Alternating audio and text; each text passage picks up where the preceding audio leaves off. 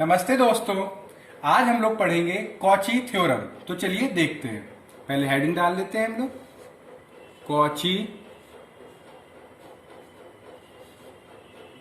Cauchy's theorem. ये हमारे complex integration में जो हम लोग बहुत सारी थ्योरम पढ़ेंगे उसमें से सबसे पहली थ्योरम है कॉचीज थ्योरम। कॉचीज थ्योरम कहती क्या है, जरा अब हम लोग ये देखते हैं। अगर कोई फंक्शन हमारा एनालिटिक होता है, यानी कि if F Z is analytic in a simply connected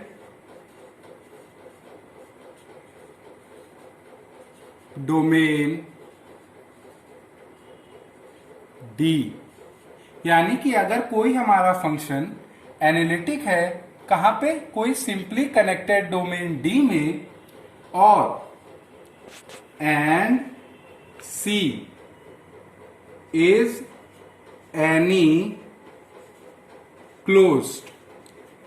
इस शब्द पे आपको थोड़ा सा इंपॉर्टेंस देनी है। किस शब्द पे? क्लोज्ड। यानी कि C हमारा कोई क्लोज्ड कॉन्टिन्यूअस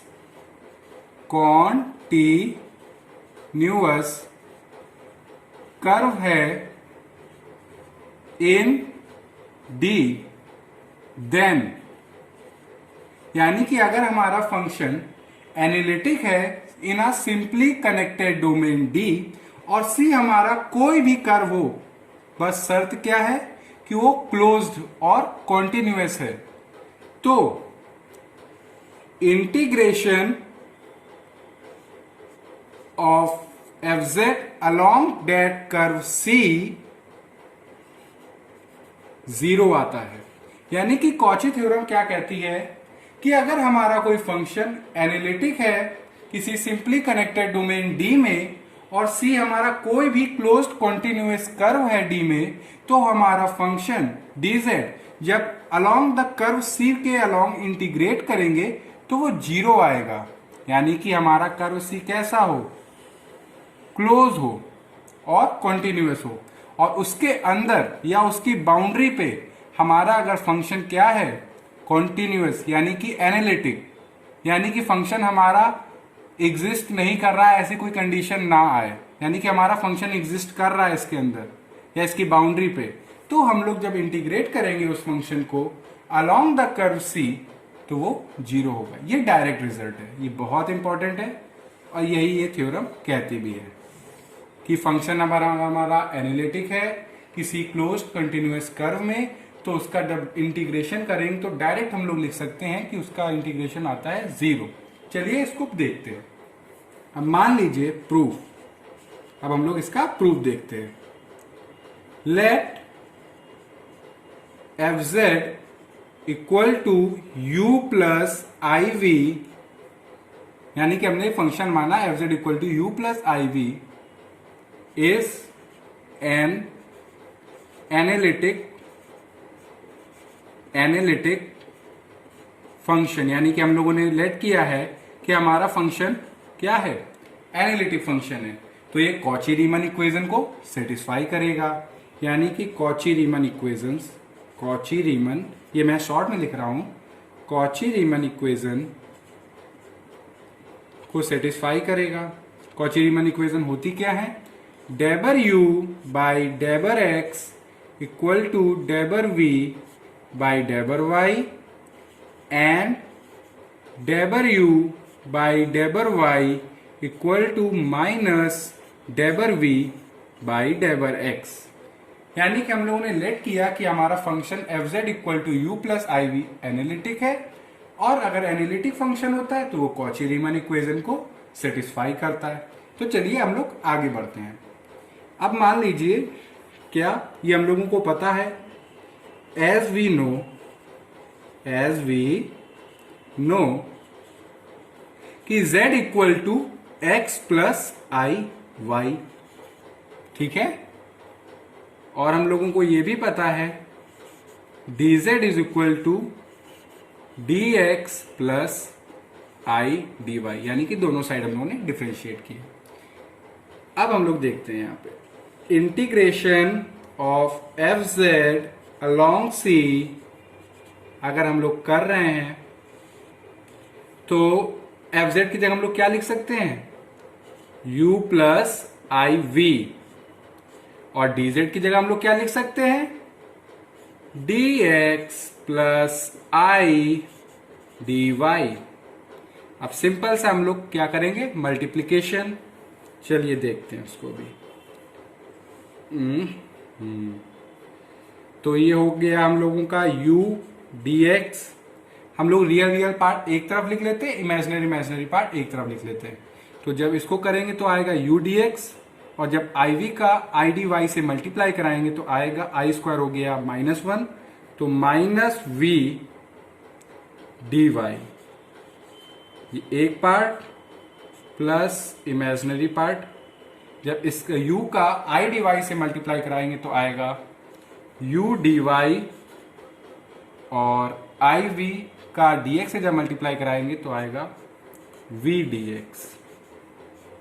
ठीक है, इसको हम लोग ऐसे लिखते हैं, यानी कि अभी हम लोगों ने बेसिक सा काम किया इसमें। अब देखिए हम लोगों ने पढ़ी है ग्रीन्स थ्योरम वेक्टर कैलकुलस में। जब मैं वेक्टर कैलकुलस पढ़ाऊंगा तो आपको ग्रीन्स थ्योरम भी बताऊंगा। अभी उसका डायरेक्ट रिजल्ट आपके सामने मैं लिखता हूं। By Green's theorem,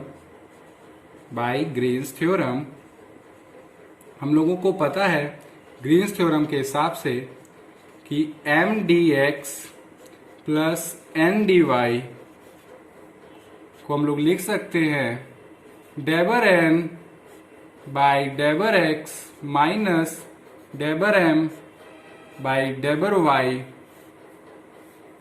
D x d y, ये आर। ठीक है, ये हम लोग का ग्रीन्स थ्योरम का डायरेक्ट रिजल्ट है।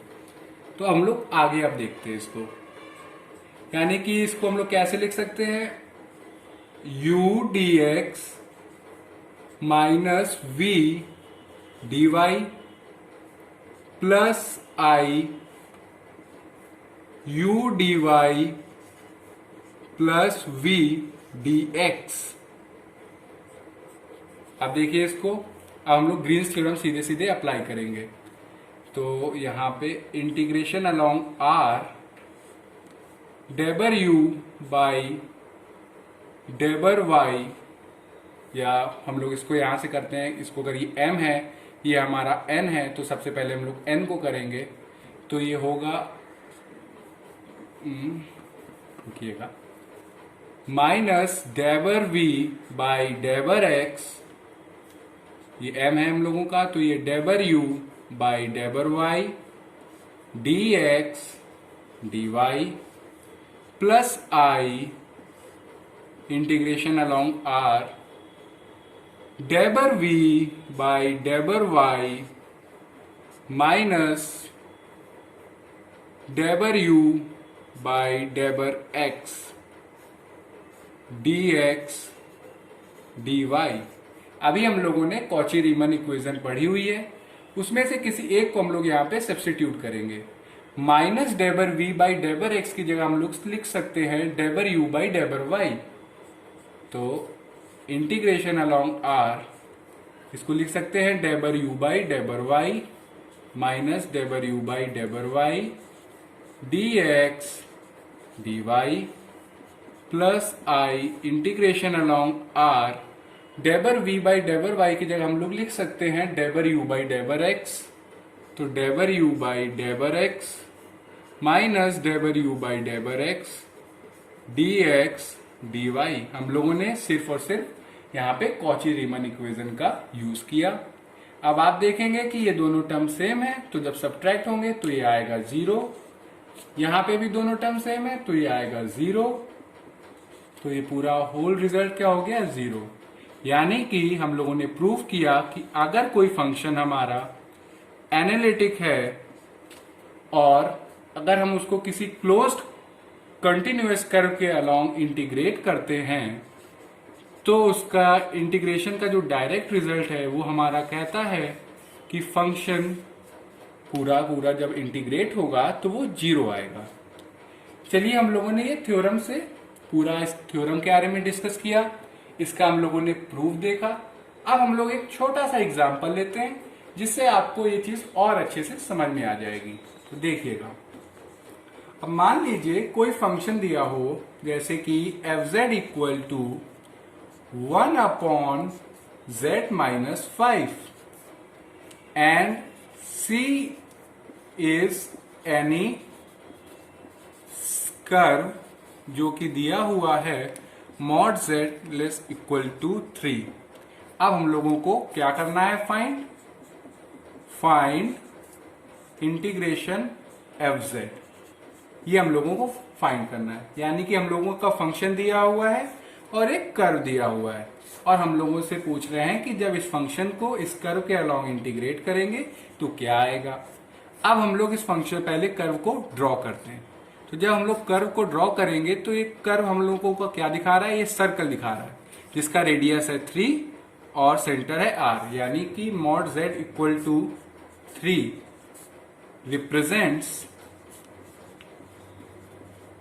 represents a circle with center z equal to 0 and radius r equal to 3। ठीक है, तो हम लोग इसको ड्रॉ करते हैं। सेंटर का सेंटर है 0 और ये है रेडियस r। ठीक है, अब हम लोगों का जो फंक्शन दिया हुआ है वो हम लोगों का फंक्शन एनालिटिक है। ठीक है, और कहां पे एनालिटिक नहीं है? z इक्वल टू 5 पे। एट z इक्वल टू 5 हम लोगों का फंक्शन क्या है? एग्जिस्ट नहीं कर रहा है। fz इज नॉट एनालिटिक, या हम लोग कह सकते हैं fz इज नॉट एनालिटिक, या fz हमारा एग्जिस्ट नहीं कर रहा है। यहाँ पे fz इज नॉट एनालिटिक। मगर आप इस कर्व के अंदर आप देखेंगे तो z इक्वल टू 5 ऐसा कोई पॉइंट है ही नहीं, वो तो बाहर है। 5 हमारा बाहर है और वो अंदर हम लोगों के सर्कल के जो हम लोगों का कर्व है उसके अंदर हमारा फंक्शन एनालिटिक है, और अगर वो जहां पे एनालिटिक नहीं है वो पॉइंट बाहर है। तो इसका जो हम लोग डायरेक्ट जब हम लोग इंटीग्रेट करेंगे तो लिख सकते हैं कि इंटीग्रेट 1/z-5 dz। कोई कैलकुलेशन नहीं करनी है, सिर्फ हम लोगों ने कर्व को ड्रॉ किया और हम लोगों ने कॉची थ्योरम का यूज करके ये लिख दिया कि इसका इंटीग्रेशन का रिजल्ट 0 आएगा। ये रहा इसका आंसर। यानी कि इस कर्व को जब हम लोगों ने इंटीग्रेट किया अलोंग द कर्व C तो रिजल्ट क्या आया? हम लोगों का 0 आया। क्यों? क्योंकि अगर फंक्शन हमारा किसी क्लोज्ड कंटिन्यूअस कर्व के अंदर या उसकी बाउंड्री पे एनालिटिक है तो उसको डायरेक्ट हम लोग इंटीग्रेट करके 0 लिख सकते हैं। तो ये रही हम लोगों की कॉम्प्लेक्स इंटीग्रेशन में कॉची थ्योरम। अब हम लोग नेक्स्ट वीडियो में पढ़ेंगे कॉचीज इंटीग्रल फॉर्मूला। इससे पहले अगर आपको इसमें कहीं पे भी डाउट हो तो आप लोग कमेंट सेक्शन में लिख के बताइएगा। Thank you.